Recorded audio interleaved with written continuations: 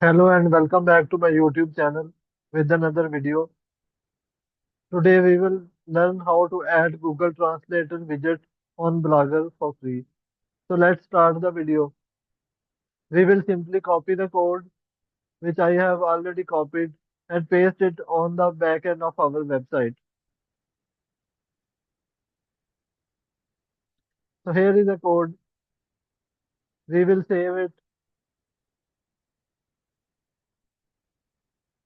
and save it from here also.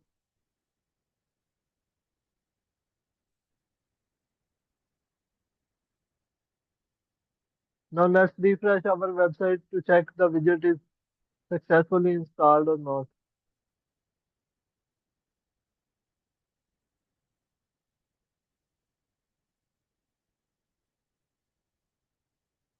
So here you can see widget is successfully installed and properly working.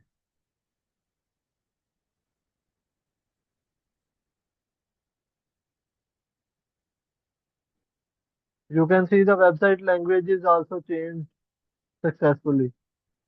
So that's all from today's video. I hope you all liked my video. We will inshallah meet in the next video. Allah Hafiz.